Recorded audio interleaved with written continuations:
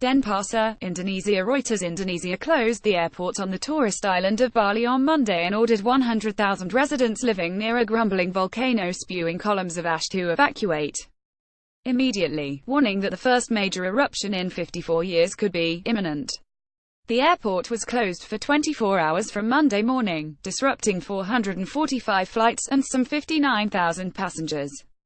After Mount Agung, which killed hundreds of people in 1963, sent volcanic ash high into the sky, and officials said cancellations could be extended. Interactive package on Agung eruptions tmsnrt.rs2ev. Plumes of smoke are occasionally accompanied by explosive eruptions and the sound of weak blasts that can be heard up to 12 kilometers 7 miles from the peak, the Disaster Mitigation Agency BNPB said in a statement after raising the alert from 3 to its highest level of 4. The potential for a larger eruption is imminent, it said, referring to a visible glow of magma at Mount Agung's peak overnight, and warning residents to evacuate a danger zone at a radius of 810 kilometers 56 miles. Sutopo, a BNPB spokesman, said there had been no casualties so far and 40,000 people had left the area, but tens of thousands still needed to move. Video footage shared by the agency showed volcanic mud flows lahar on the mountainside. Lahar carrying mud and large boulders can destroy houses, bridges and roads in its path. Bali, famous for its surf, beaches and temples, attracted nearly 5 million visitors last year, and its airport serves as a transport hub for the chain of islands in Indonesia's eastern archipelago.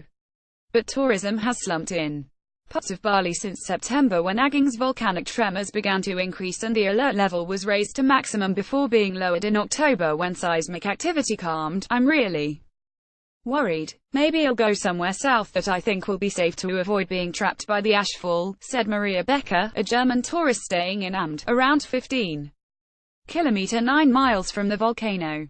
Agung rises majestically over eastern Bali to a height of just over 3,000 meters 9,800 feet. Northeastern Bali is relatively undeveloped compared to the more heavily populated southern tourist hub of Kuta Seminyak Nusa Dua. Indonesia's Volcanology and Geological Disaster Mitigation Center (PVMBG), which is using drones, satellite imagery and other equipment, said predictions were difficult in the absence of instrumental recordings from the last eruption 54 years ago. In 1963, an eruption of Agung killed more than 1,000 people and razed several villages by hurling out pyroclastic material, hot ash, lava and lahar. Glowing light of hot lava is seen during the eruption of Mount Agung, as seen from Amt Karangasem, Bali, Indonesia, November 27, 2017. Reuters Johannes P. Christa recordings now show the northeast area of Agung's peak has swollen in recent weeks, indicating there is fairly strong pressure toward the surface, PVMBG said. It warned that if a similar eruption occurred, it could send rocks bigger than fist size up to 8 kilometers 5 miles from the summit and volcanic gas to a distance of 10 kilometers 6 miles within 3 minutes. Some analysis, however, suggests the threat should not be as great this time because energy at Mount Agung's magma chamber is not as big, and the ash column only around a quarter as high so far as the 20 kilometers 12 miles reached in 1963, Sutopo said. Pacific Ring of Fire TMSNRT.RS2 as 9JV check-ins. Closed Bali Airport, about 60 kilometers 37 miles from the volcano, will be closed for 24 hours, its operator said.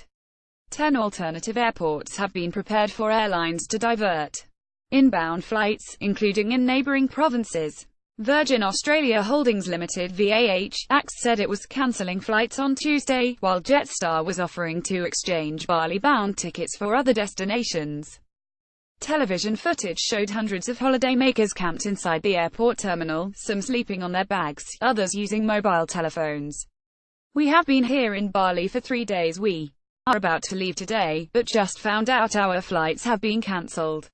We have got no information because the gates, the check-ins, have been closed indefinitely," said Carlo Oben from Los Angeles. Cover More, Australia's biggest travel insurer, said on its website customers would only be covered if they had bought policies before the volcano alert was first issued.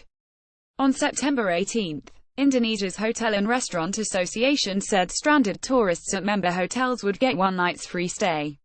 The main airport on Lombok, next to Bali, was closed after being open for much of the day, a spokesman said.